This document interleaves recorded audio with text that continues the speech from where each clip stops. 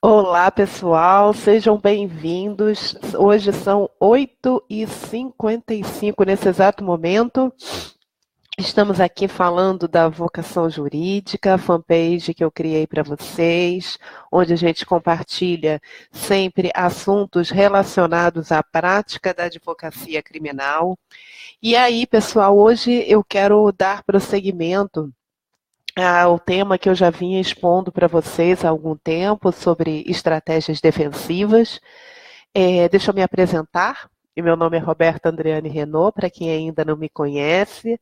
Eu advogo na área criminal há 20 anos, sou consultora jurídica de advogados iniciantes, criei a fanpage e eu já vinha falando para vocês sobre estratégias defensivas, a importância dessas estratégias, né, para a vida do cliente, para que você também crie uma boa reputação, para que você exerça a sua atividade com excelência. E durante a semana passada falamos sobre diversas situações e eu ensinei vocês a adotarem a estratégia defensiva no caso concreto. Bom dia, doutor Claudinei, muito obrigada pela mensagem, né? E bom dia para o senhor. E então, falamos sobre o habeas corpus. Doutora Célia, bom dia, tudo bem? Falamos da questão do habeas corpus, falamos sobre prisão domiciliar, falamos quando ontem, né, foi a última live sobre esse tema, onde eu expliquei para vocês uma situação em que as provas dos autos mostravam que o seu cliente era culpado, né? Não havia nada que nós pudéssemos fazer para pleitear uma absolvição, dizer que aquele cliente não praticou o crime, né? Eu falei até que era um caso de estelionato na justiça militar, envolvendo uma senhora de idade, e a gente viu que às vezes você aceitar, né, aquela situação, ver que as provas são contrárias mesmo, mas se você parte dessa aceitação, você começa a descobrir novas teses. E aí foi criada da inexigibilidade de conduta diversa. Quem não assistiu à última live ontem, eu sugiro que assista, porque é bem interessante, abre a mente do criminalista, né? Vocês têm que estar abertos para essas possibilidades todas que podem surgir no caso em concreto. Doutora Maísa, bom dia, querida. Seja bem-vinda também, tá bom? E hoje eu vou falar de uma situação pior. Parece que eu vou piorando ao longo dos dias, né? Ontem nós falamos de uma causa, né, de uma situação de uma cliente, onde a prova era toda contrária a ela. Ela, inclusive, havia confessado isso em unidade policial, mas mesmo assim a gente conseguiu reverter a situação. Então foi criada aí uma tese voltada para a inexigibilidade de conduta diversa. Vocês sabem que isso é uma causa excludente da culpabilidade, então na prática ela não responderia por nada, né? Mas hoje eu quero falar de um outro crime. Vamos supor que o seu cliente ele está sendo acusado pela prática de um estelionato. Não vou nem entrar em detalhes com relação ao estelionato, porque isso não é importante, mas você foi comunicada, né? O seu cliente a constituiu, está ainda na fase de investigação, vamos supor.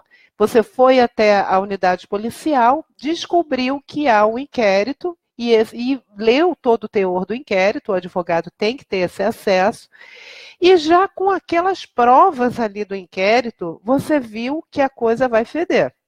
Porque, na verdade, a vítima, ela comunicou o fato na delegacia, ela instruiu com documentos, esses documentos todos demonstram que o seu cliente é culpado, então tem uma vasta prova documental, uma vasta prova testemunhal aí na fase de inquérito, né, que não foi produzido ainda o contraditório, não houve audiência de instrução e julgamento, nada disso.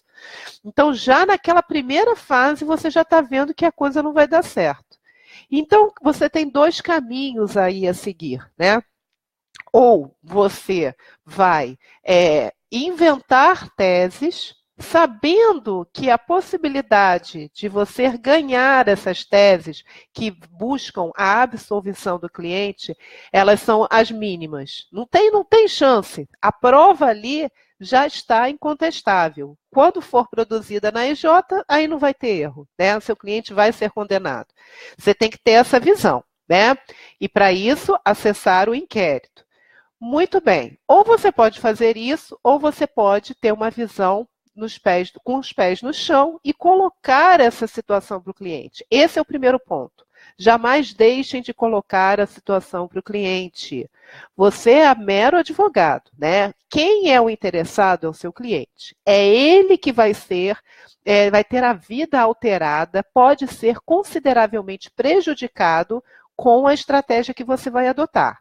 Então, você coloca dois caminhos, coloca os prós e os contras, mas deixe que ele decida. Muitos clientes gostam que a gente decida. Fala, doutora, mas qual que a senhora faria? Nunca coloque essa decisão na sua responsabilidade. Isso é muito importante, tá? Bom, e aí você verificou, então, que a prova é contrária, você conversa com o seu cliente e explica que ele vai ser condenado. A não ser que surgisse uma prova mirabolante, uma testemunha que afastasse esses documentos, mas impossível. Você sabe, né? Você lendo o processo, você sabe que a chance é a mínima possível. E aí, o que você faz, né?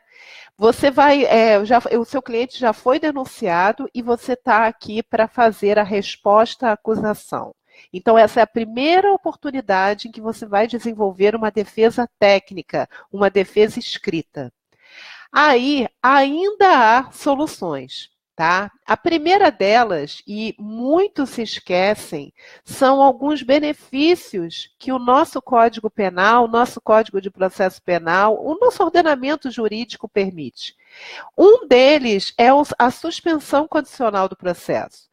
Você vai olhar lá a pena, né, mínima, você vai olhar se há preenchimento dos requisitos da suspensão condicional do processo. Então, o que acontece? Se aqueles requisitos da suspensão estão presentes, o seu cliente ele vai ter o processo suspenso, né? O Ministério Público pode fazer essa oferta, o processo dele é suspenso, ele vai passar por um período de prova, onde ele vai ter que cumprir determinadas condições do Ministério Público, dentre elas comparecer em juízo, não se ausentar da casa após as 22 horas. Eu estou dando alguns exemplos, né? Mas o Ministério Público pode oferecer colocar para o acusado várias situações. E aí, durante esse período de prova, ele fica cumprindo isso. Quando acabar o período de prova, em que ele respeitar todas as condições colocadas lá pelo MP, aquele processo ele é arquivado. Então, ficou decidida a absolvição dele? Ficou decidido se ele tem culpa ou não? Não. Mas é uma estratégia defensiva na medida em que o seu cliente não vai ser preso, não vai ter uma imposição aí de uma pena privativa de liberdade. Né? Então, essa é uma outra estratégia defensiva que você tem que ter em mente quando você vai preparar a sua resposta à acusação. É como se fosse um passo a passo, né? Caminhos que você tem que seguir para que você possa proporcionar ao seu cliente todas as condições possíveis e imagináveis de que ele tenha a melhor defesa possível e mais, de que ele seja realmente afastado, né, ao máximo da pena privativa de liberdade. Então, nesse caso, bom dia, doutora Chayenne. Nesse caso, onde o cliente ele está com todas as provas contra a pessoa dele, que não há muitos caminhos, né? Você vai pensar sempre na suspensão condicional do processo. E você não só pode, como você deve destacar, se você achar que estão presentes os requisitos, aí eu não vou falar sobre os requisitos aqui, porque senão a live vai ficar muito extensa. Você coloca lá na resposta, na sua defesa técnica escrita, um capítulo destinado à suspensão condicional do processo, que seja designado uma audiência para o Ministério Público ofertar fazer essa proposta, né, para o seu cliente. Então, essa é a primeira consideração. Agora, tudo bem. E o resto da defesa? Né? A prova ela é totalmente contrária ao seu cliente. O que você pode pensar aí? Ah, vou pedir a absolvição? Sim, a gente pode até pedir a absolvição, faz parte, né? Pedir essa absolvição. Só que a gente tem os pés no chão. O criminalista, ele tem que ter uma visão, né, do que vai acontecer. Os pés estão no chão e ele sabe que o cliente vai ser condenado. Então, ele tem que pensar num outro passo também. Existe, por exemplo, na possibilidade aí do estelionato, né, esse cliente acusado de estelionato, ele pode o quê? Pagar esse valor que ele, o quê? Que ele se apropriou, que houve, ele se enriqueceu. Então, vamos supor que o valor do estelionato tenha sido R$ 10.000. Ele pode pegar esse valor e devolver esse valor ao cliente, à vítima. Né? E o que seria isso? Um arrependimento posterior. Isso poderia provocar uma diminuição da pena. Então, é um caminho também para o criminalista. Estejam, infelizmente, cientes de que nem sempre vocês conseguirão a absolvição. Nem sempre a absolvição é um caminho. Às vezes, o melhor, né, o que existe naquele caso, é tratar da pena do rapaz, do cliente. Então, se você orienta o seu cliente a devolver aquela importância, ainda que ele não queira assumir expressamente nenhuma responsabilidade, ele pagou esse dinheiro, enfim, quem devolve é porque realmente está implicitamente assumindo, né? Mas, enfim, o fato dele ter devolvido esse dinheiro já vai ser uma causa considerável para a diminuição da pena dele. Então, estejam muito atentos, né? Hoje eu dei uma situação extrema. Eu falei de um caso onde não tem nulidade no processo, onde todas as provas são contra o seu cliente, onde não resta outro caminho senão a condenação dele. Então, se o caminho é a condenação, se não tem outra alternativa, vamos atenuar essa situação. Aí eu sugeri a suspensão condicional do processo, que pode ser apresentada, e aí você vai orientar o cliente a aceitar, né? Porque o processo pode ser extinto. E depois, caso não seja oferecida essa proposta, caso não seja viável, tentar a redução da pena, tá? Então, hoje era esse o tema da nossa live. É muito importante, eu espero que com essa semana, né, e a semana passada, eu esteja passando para vocês a necessidade do comprometimento do criminalista toda vez que ele vai adotar uma estratégia em que ele assume um caso do cliente. Né? Então, eu acho que de todos os pontos, o mais importante é a definição da estratégia. E isso você adquire com conhecimento, com dedicação, ouvindo realmente. Desculpem. Eu estou rouca, porque eu estou falando aqui. Ontem eu também fiz uma palestra. Então, vocês, com comprometimento, com dedicação, vocês conseguem, né, esse resultado satisfatório. Tenham sempre isso em mãos e em mente. E eu ainda estou com as turmas abertas para um curso que é justamente de estratégias defensivas e elaboração de defesas e de apelações criminais. Até sexta-feira, eu estou com um valor promocional. Eu vou fechar as turmas na sexta-feira. Então, se você tiver interesse, corre, entre em contato comigo. Os contatos estão pelo WhatsApp. É um valor bem bacana mesmo, para que todos possam participar, tá? E é um curso inteiramente online, com apostilas que vocês receberão, e é justamente isso. Esses casos que eu tenho apresentado para vocês nas lives, que eu coloco a situação e aí vocês aprendem a resolver isso, é exatamente o que o meu curso vai abordar, só que de uma forma muito mais completa, tá bom? Doutora Karine, quanto tempo? Tudo bem com a senhora? Doutor Douglas, aqui, alguns alunos, algumas pessoas que já participaram de cursos meus. Doutor Douglas, doutor Tiago, muito obrigada pelo contato. Deixa eu fazer um convite para vocês. Vai ter um evento na Emerge, na Escola da Magistratura. Esse evento é gratuito. Vai falar sobre o encarceramento em massa. É uma aula inaugural. Doutora Abel é que vai fazer essa aula. Parece que é dia 3 de maio. Eu estarei lá na Emerge.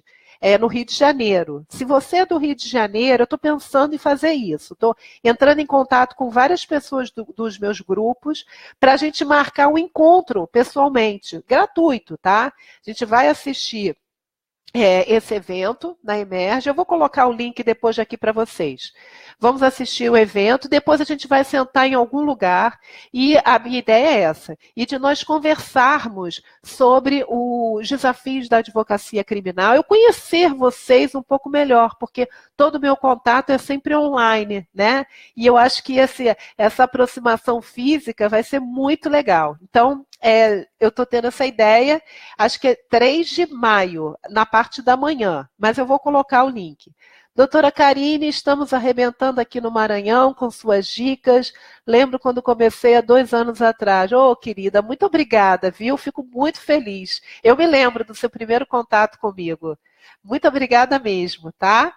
E é isso. Quem puder participar desse evento lá na Emerge, repito, tem que fazer as inscrições no site da Emerge e o evento é gratuito, tá? E aí depois a gente se encontra. Ó, um forte, carinhoso abraço para todos vocês. Desejo um ótimo dia de muita produtividade, viu? Obrigada pela atenção. Tchau. Um beijo.